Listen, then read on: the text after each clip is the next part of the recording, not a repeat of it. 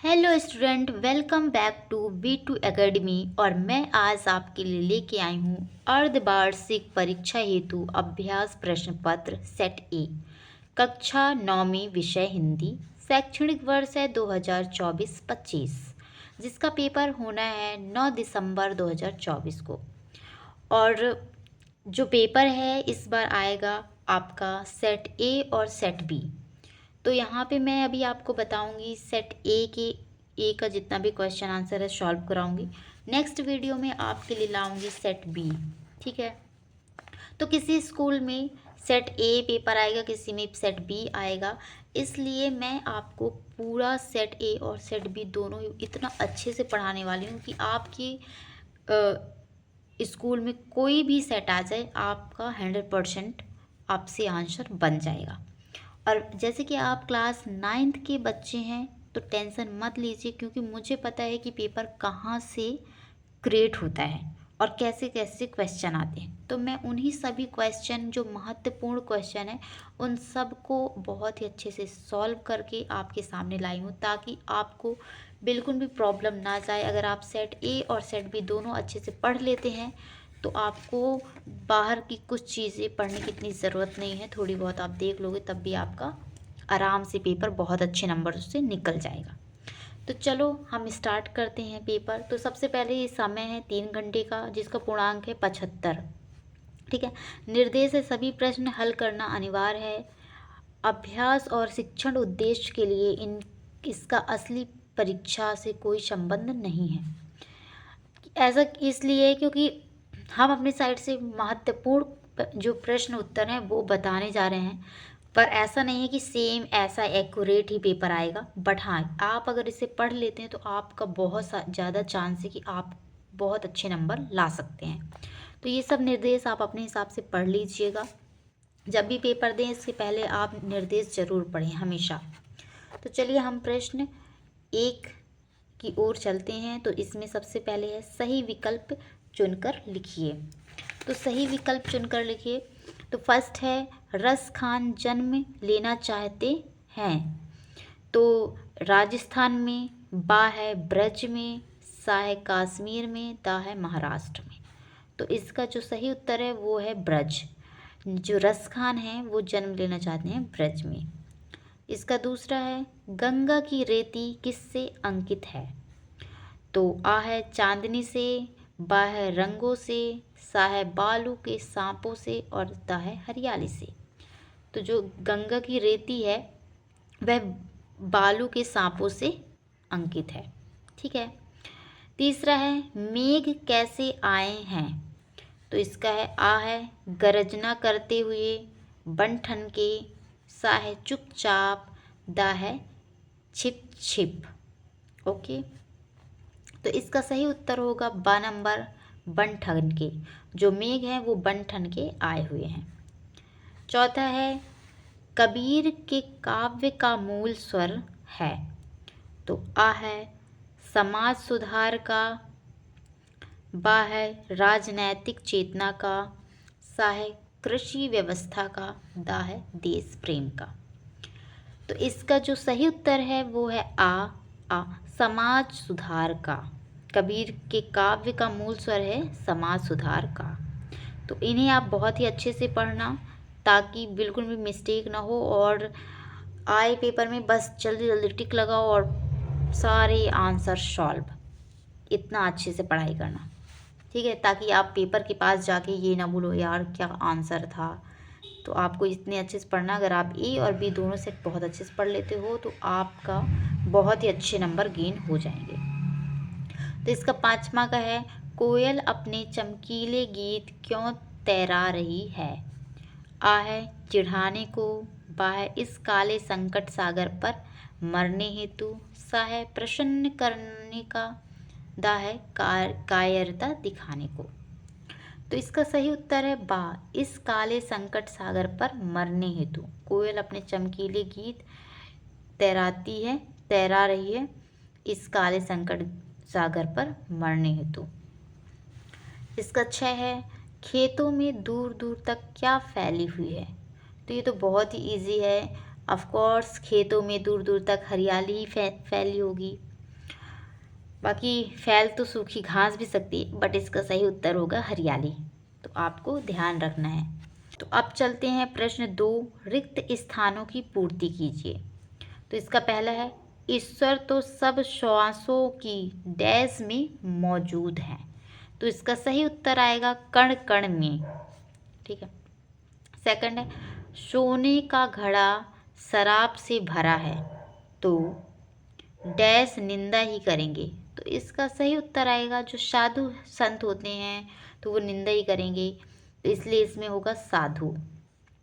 तीसरा है, पक्ष विपक्ष के कारण सारा संसार डैश पड़ा है। क्योंकि सारे संसार में पक्ष विपक्ष बहुत ज़्यादा होते हैं एक तरीके से राजनीति में, तो इसलिए ये जो है राजनीति में पड़ा हुआ है। ठीक है। 4 है, मैंने माँ से यमराज के घर का डैश पूछा था। तो मैंने माँ से यमराज के घर का पता पूछा था। इसका सही उत्तर होगा यहाँ पे, फिर इन द ब्लैंक्स भरना है पता। 5वां है, सच्चे प्रेमी को जब प्रेमी मिल जाता है तो सब विष अमृत हो जाता है। जो सच्चे प्रेमी होते हैं उन्हें अगर प्रेमी मिल जाता है तो सारे जितने भी विष हैं उन्हें अमृत लगने लगते हैं। ठीक है। तो इसका सही उत्तर होगा अमृत।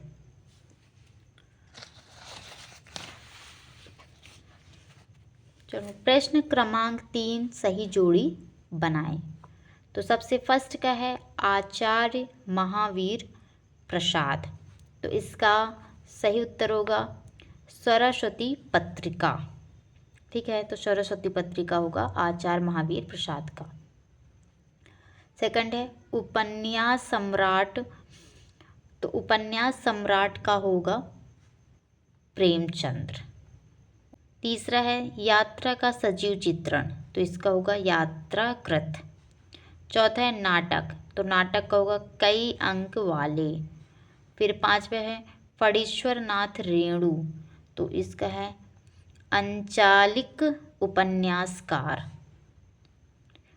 इसका उल्लू बनाना मतलब होगा मूर्ख बनाना। ठीक है।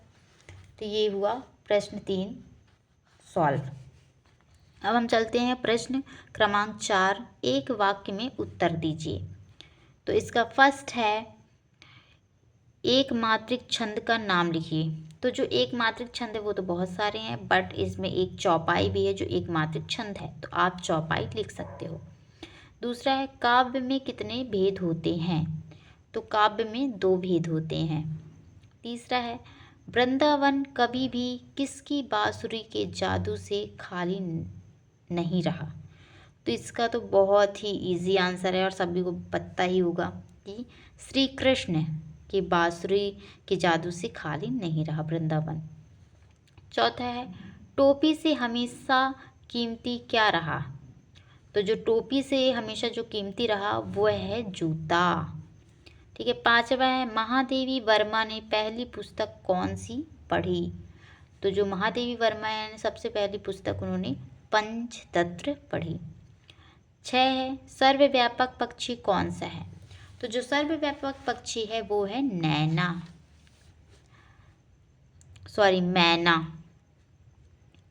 ठीक है। अब इसका प्रश्न क्रमांक 5 सत्य असत्य कथन लिखिए। तो इसका है पहला है कबीर एक समाज सुधारक थे। तो इसका होगा सत्य, क्योंकि कबीर सच में एक समाज सुधारक थे। दूसरा है रस खान के गुरु का नाम गोस्वामी विट्ठल दास था। तो यस, रस खान के गुरु का नाम था। और तीसरा है माखनलाल चतुर्वेदी की रचना साहित्य देवता है। तो ये है रॉन्ग, क्योंकि माखनलाल चतुर्वेदी की रचना साहित्य देवता नहीं है। चौथा है सुमित्रा नंदन पंत प्राकृतिक प्रेमी कवि थे। तो ये सत्य है क्योंकि वो प्राकृतिक प्रेमी कवि थे। 5वां है ललग्द की रचनाओं लोक जीवन से प्रेरित नहीं है। तो ये सत्य है क्योंकि उनकी जो रचनाएं हैं वो सच में लोक जीवन से प्रेरित नहीं है। 6वां है निराला की रचना कुकुरमुत्ता है। तो यस, निराला की जो रचना है वो कुकुरमुत्ता है। अब हम चलते हैं प्रश्न 6 की ओर। मानसरोवर से कवि का क्या आशय है? तो मैंने इसका आंसर जो है वो नोट्स में लिखी हुई हूँ, तो अभी मैं बता देती हूँ। तो यहाँ पे है, मानसरोवर से कवि का आशय मन रूपी सरोवर से है, जिसमें परमात्मा का प्रेम रूपी शुद्ध जल भरा होता है। ठीक है। इसका दूसरा है, कवि माखनलाल चतुर्वेदी को कोयल से ईर्ष्या क्यों हो रही है? तो इसका तो बहुत ही इजी आंसर है, क्योंकि जो माखनलाल चतुर्वेदी जी हैं, उनकी जो आवाज़ है वो इतनी मीठी नहीं है जितनी मीठी कोयल की आवाज़ है, इसलिए उन्हें कोयल की आवाज़ से ईर्ष्या हो रही है। ठीक है। प्रश्न क्रमांक 7, नई कविता की प्रमुख 2 विशेषताएं लिखिए। तो इसकी जो 2 विशेषताएं हैं वो है प्रयोगों में नवीनता और सेकंड है अनुभूतियों का वास्तविक चित्रण। ठीक है। तो ये प्रयोगों में नवीनतम और अनुभूतियों का वास्तविक चित्रण। फिर इसके बाद है, भक्ति काल को स्वर्ण युग क्यों कहा जाता है? तो इसका है, देखो, भक्ति काल में कबीर, तुलसी, सूरदास, मीराबाई आदि महान विभूतियों का आविर्भाव हुआ। इनकी अमृतवाणी से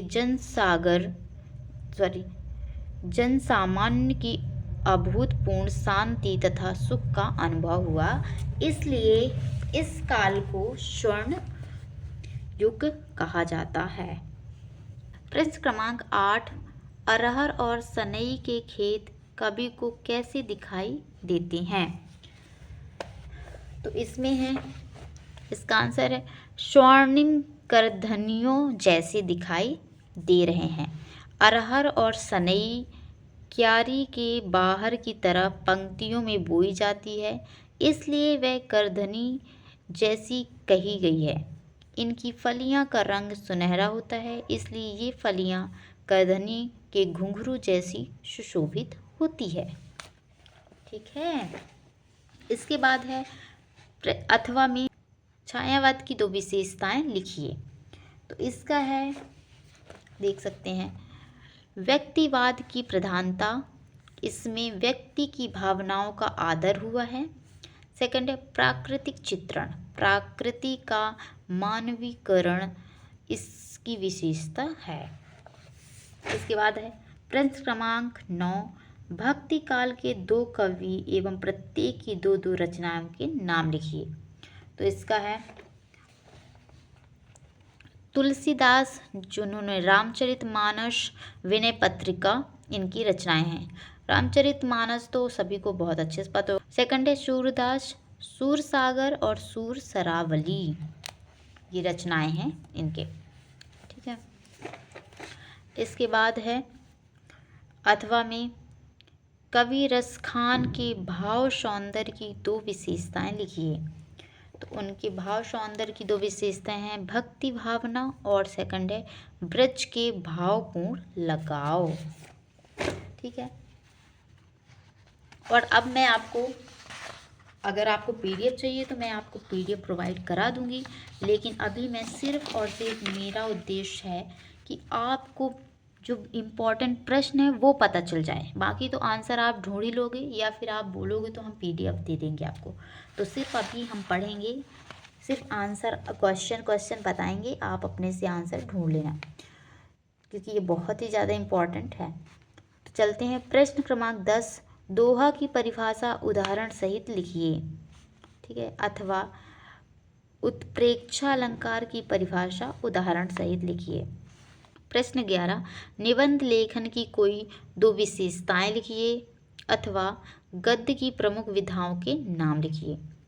प्रश्न 12, बाढ़ पीड़ितों की मदद हेतु हर नाव पर क्या क्या होना आवश्यक होता है अथवा हथकड़ियों को गहना क्यों कहा गया है। तो ये सब बहुत इंपॉर्टेंट क्वेश्चन है, आप ज़रूर इन्हें पढ़ लेना बहुत ही अच्छे से। प्रश्न 13, लता ने बादल रूपी मेहमान को किस तरह देखा और क्यों। अथवा है महाकाव्य और खंड काव्य में दो अंतर लिखिए। ये तो हमेशा ही आता है, महाकाव्य और खंड काव्य आपको जरूर पढ़ना चाहिए।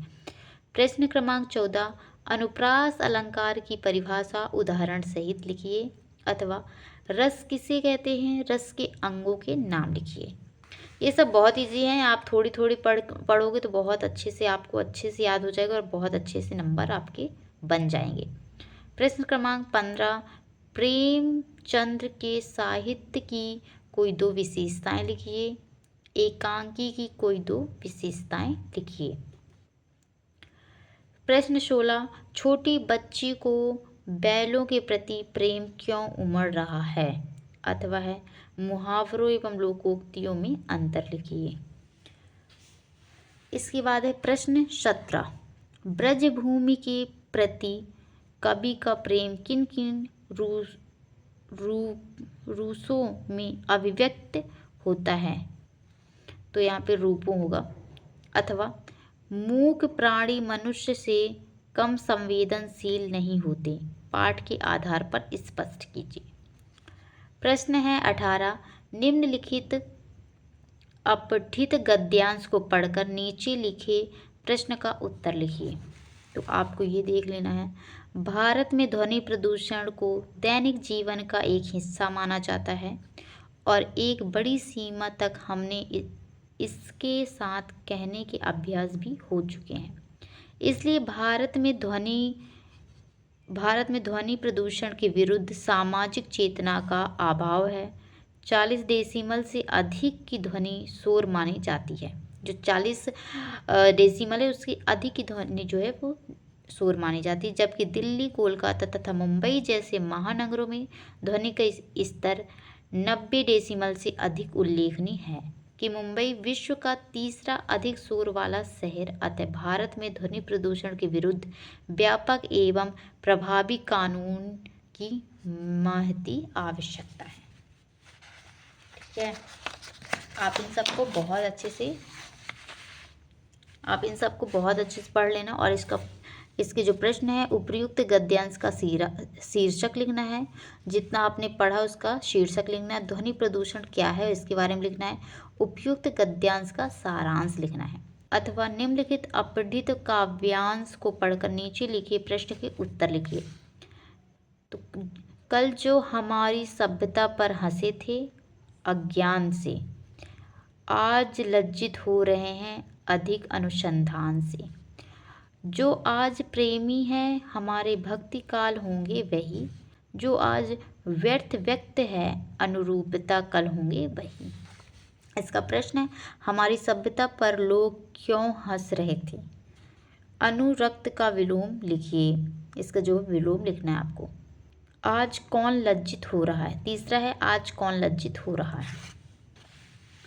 इसके बाद लिखना है प्रश्न 19, निम्नलिखित काव्यांशों का संदर्भ प्रसंग सहित भावार्थ लिखिए।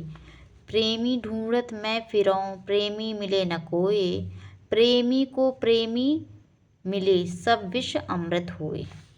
तो इसका तो मैंने अभी आपको बताया ही था खाली स्थान में, तो आपको इसका संदर्भ प्रसंग लिखना है।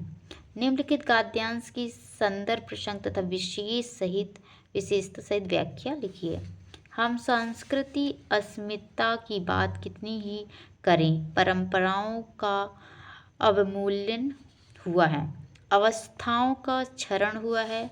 कड़वा सच तो यह है कि हम बौद्धिक दासता स्वीकार कर रहे हैं, पश्चिम के संस्कृति उपनिवेश बन रहे हैं।